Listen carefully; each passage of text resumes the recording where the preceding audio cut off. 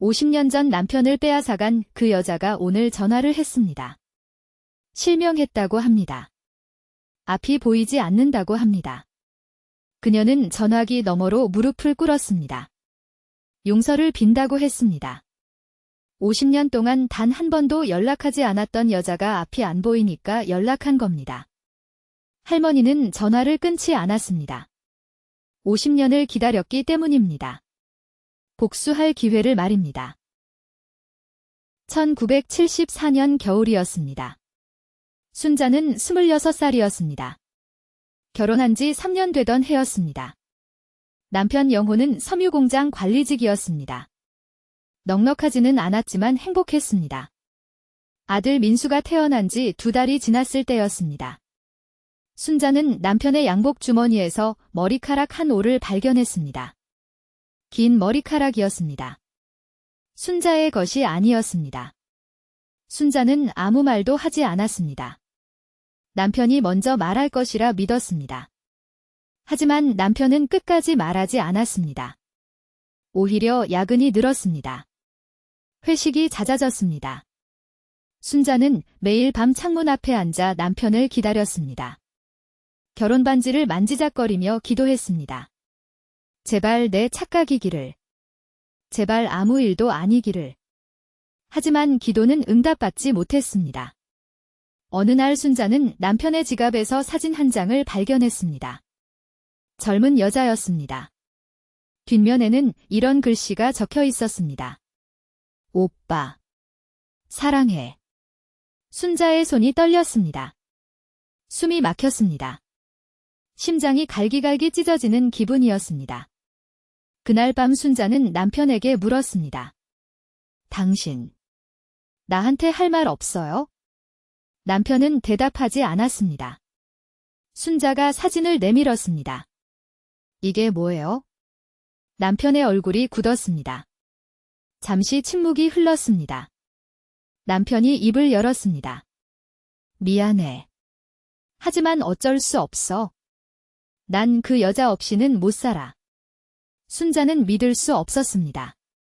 3년을 함께 살았습니다. 아이까지 낳았습니다. 그런데 다른 여자 없이는 못 산다니요. 순자가 물었습니다. 그럼 민수는요? 우리 아들은요? 남편은 고개를 숙였습니다. 내가 키워. 난 새 출발을 해야 해. 그 말에 순자는 무너졌습니다. 이런 의미 있는 이야기를 더 많이 전하고 싶습니다. 구독과 좋아요가 큰 힘이 됩니다. 순자는 울지 않았습니다. 울 기력조차 없었습니다. 손가락에서 결혼 반지를 빼서 남편 앞에 내려놓았습니다. 가져가요. 더 이상 필요 없으니까? 남편은 반지를 주머니에 넣었습니다.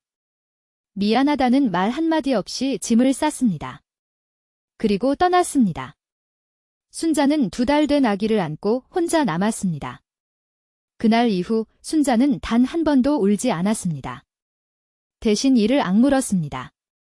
반드시 잘 살아서 복수하겠다고. 그 여자보다 더 행복해지겠다고. 20년이 흘렀습니다. 순자는 46이 되었습니다. 아들 민수는 22살 청년이 되었습니다. 순자는 식당 일, 공장 일, 청소 일을 가리지 않고 했습니다. 새벽 4시에 일어나 밤 11시에 잠들었습니다. 손에는 굳은 살이 박혔습니다. 허리는 늘 아팠습니다. 하지만 아들만은 제대로 키우고 싶었습니다. 민수는 착한 아이였습니다. 엄마의 고생을 알았습니다. 공부를 열심히 했습니다. 장학금을 받아 대학에 갔습니다. 순자는 그것만으로도 행복했습니다. 하지만 가끔 밤이면 순자는 옛 사진을 꺼내 보았습니다. 남편과 찍은 결혼 사진이었습니다. 사진 속 남편은 웃고 있었습니다. 순자도 웃고 있었습니다. 그때는 정말 행복했습니다. 영원히 함께할 줄 알았습니다.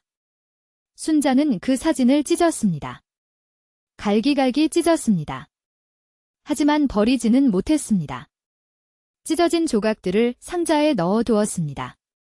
왜 버리지 못했을까요? 아마 미움도 추억의 일부이기 때문일 겁니다. 어느 날 민수가 물었습니다. 엄마, 아버지는 어디 계세요? 순자는 대답하지 못했습니다. 한참을 망설이다 입을 열었습니다. 내 아버지는 우리를 버리고 다른 여자한테 갔어. 민수의 얼굴이 굳었습니다. 왜요? 왜 그랬어요?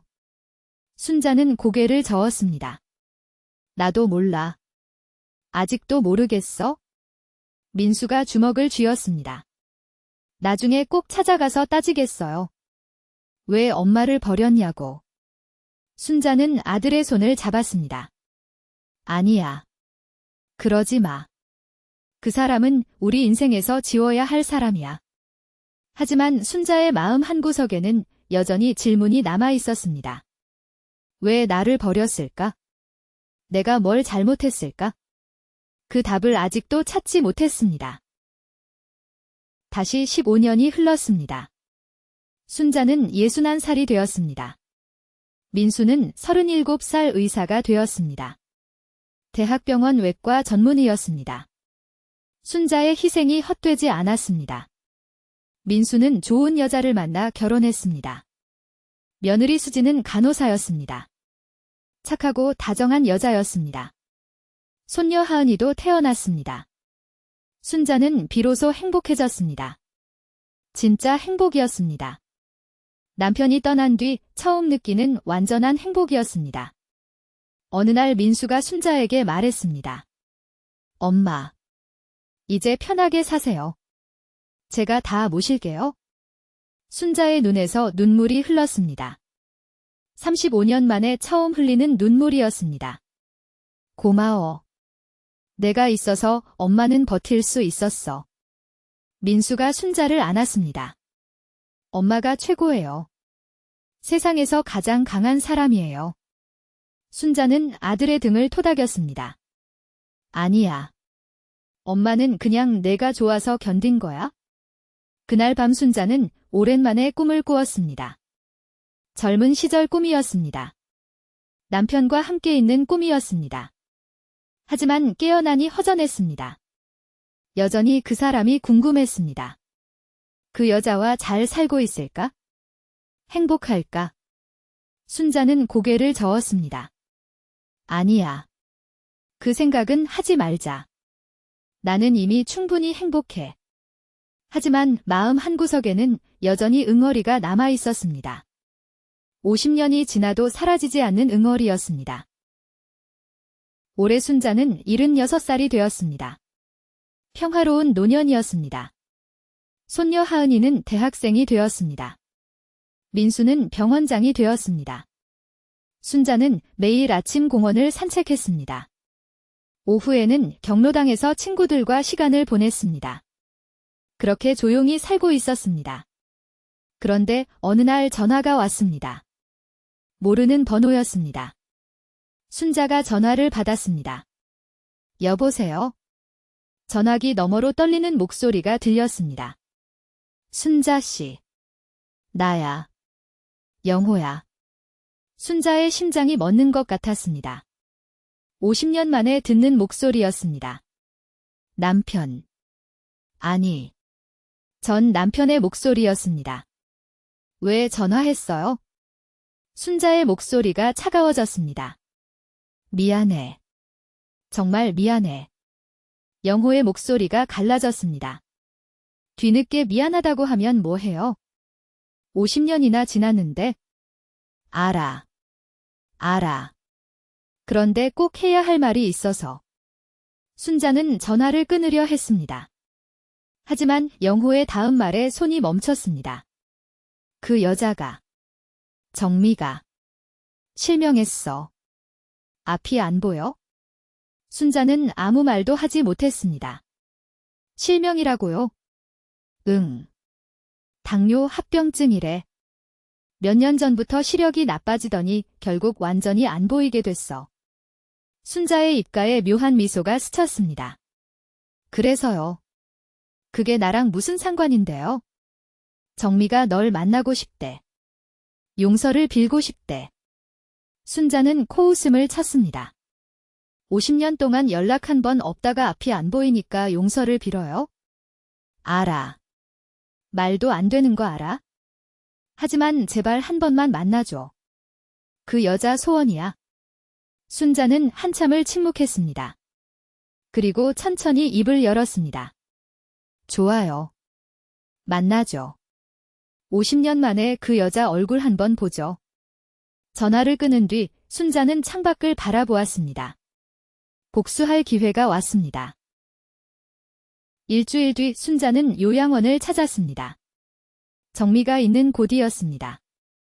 순자는 50년 만에 그 여자를 보았습니다. 정미는 많이 늙어 있었습니다. 젊은 시절 사진 속 예쁜 여자는 어디에도 없었습니다. 주름진 얼굴에 흐릿한 눈. 앞이 보이지 않아 허공을 응시하고 있었습니다. 정미가 먼저 입을 열었습니다. 누구세요? 순자 씨예요. 순자는 대답하지 않았습니다. 한참을 그 여자를 바라보았습니다. 정미의 손이 떨리고 있었습니다. 제발 대답해 주세요. 당신 목소리가 듣고 싶어요. 순자가 천천히 입을 열었습니다. 그래요. 나예요. 50년 만이네요. 정미의 눈에서 눈물이 흘렀습니다. 미안해요. 정말 미안해요. 순자는 냉정하게 말했습니다. 뭐가 미안한데요? 내 남편을 빼앗아 간 게요? 아니면 내 아들한테서 아버지를 빼앗은 게요? 정미가 고개를 숙였습니다. 다 미안해요. 제가 잘못했어요. 그때 저는 어렸고 철이 없었어요. 순자는 코웃음을 쳤습니다. 철이 없었다고요? 유부남인 거 알면서 만났잖아요. 내 아들이 2달밖에 안 됐다는 것도 알면서. 정미가 흐느꼈습니다. 알아요. 다 알아요. 그래서 평생 벌을 받았어요. 벌이요. 순자의 눈이 날카로워졌습니다. 영호는 결국 저도 버렸어요. 10년 같이 살다가 다른 여자한테 갔어요. 저한테 했던 것처럼. 순자는 놀랐습니다. 영호가 정미도 버렸다니. 그리고 아이도 못 낳았어요. 병원에서 불임 판정을 받았어요. 평생 혼자 살았어요. 외롭고 쓸쓸하게. 정미가 순자의 손을 더듬어 잡았습니다. 당신은 아들을 잘 키웠다면서요? 의사가 됐다면서요? 부럽습니다. 정말 부럽습니다. 순자는 손을 빼지 않았습니다. 복수하려고 왔는데 막상 보니 불쌍했습니다. 이미 충분히 벌을 받은 것 같았습니다. 정미가 무릎을 꿇었습니다. 앞이 보이지 않아 더듬거리며 순자 앞에 엎드렸습니다. 제발 용서해주세요. 죽기 전에 당신한테 용서받고 싶어요. 순자는 아무 말도 하지 않았습니다. 저 때문에 당신 인생이 망가진 거 알아요. 당신 아들한테 아버지 없이 크게 만든 것도 알아요. 다 제 잘못이에요. 정미의 온몸이 떨렸습니다. 50년 동안 후회했어요. 매일 밤 악몽을 꿨어요. 당신 얼굴이 나타나서 저를 저주했어요. 순자의 눈에도 눈물이 고였습니다. 그랬어요. 네. 그래서 지금 이렇게 된 거예요? 이게 제가 받을 벌이에요. 순자는 한참을 생각했습니다. 50년 동안 품어왔던 분노, 복수심, 미움. 그 모든 것들이 눈앞에서 사라지는 것 같았습니다. 정미는 이미 충분히 벌을 받았습니다. 남편에게 버림받았습니다. 아이도 갖지 못했습니다. 결국 실명까지 했습니다. 혼자 쓸쓸하게 요양원에서 살고 있습니다. 이것보다 더한 벌이 있을까요? 순자가 천천히 입을 열었습니다. 일어나요. 정미가 고개를 들었습니다. 흐릿한 눈으로 순자 쪽을 바라보았습니다. 용서해 주시는 거예요? 순자는 잠시 침묵했습니다. 솔직히 말하면 아직 모르겠어요. 정미의 얼굴에 절망이 스쳤습니다. 하지만 순자가 말을 이었습니다. 그런데 당신을 미워하느라 내 인생을 낭비하고 싶지는 않아요. 정미가 다시 울음을 터뜨렸습니다. 고마워요. 정말 고마워요. 순자는 정미의 손을 잡았습니다. 차가운 손이었습니다. 떨리는 손이었습니다. 우리 둘 다 이제 늙었어요. 남은 날 미워하면서 보내기엔 너무 아깝지 않아요. 집에 돌아온 순자는 오래된 상자를 꺼냈습니다. 찢어진 결혼사진 조각들이었습니다. 50년 동안 버리지 못한 것들이었습니다. 순자는 그 조각들을 하나씩 바라보았습니다. 젊은 시절의 자신, 웃고 있는 남편, 행복했던 순간들. 하지만 이제는 아프지 않았습니다. 미워하지도 않았습니다. 그냥 추억일 뿐이었습니다. 지나간 시간일 뿐이었습니다. 순자는 그 조각들을 쓰레기통에 버렸습니다. 이제 놓아줄게요. 당신도, 그 여자도, 그리고 과거의 나 자신도. 순자는 창밖을 바라보았습니다. 햇살이 따뜻했습니다. 마음이 가벼워졌습니다. 50년 동안 짊어지고 있던 짐을 내려놓은 기분이었습니다. 전화벨이 울렸습니다. 아들 민수였습니다. 엄마, 오늘 저녁에 하은이랑 같이 갈게요. 그래. 기다릴게. 순자는 웃었습니다. 진짜 행복한 웃음이었습니다. 복수는 결국 하지 않았습니다. 할 필요가 없었습니다. 정미는 이미 충분히 벌을 받았습니다. 그리고 순자는 이미 충분히 행복했습니다. 가장 큰 복수는 잘 사는 것이라고 했습니다. 순자는 잘 살았습니다. 아들을 훌륭하게 키웠습니다. 손녀도 건강하게 자랐습니다. 그것으로 충분했습니다. 저녁에 아들과 손녀가 왔습니다. 식탁에 둘러앉아 밥을 먹었습니다. 웃음소리가 넘쳤습니다. 따뜻한 저녁이었습니다. 행복한 저녁이었습니다. 순자는 생각했습니다. 결국 내가 이겼어. 미움이 아니라 사랑으로 이겼어.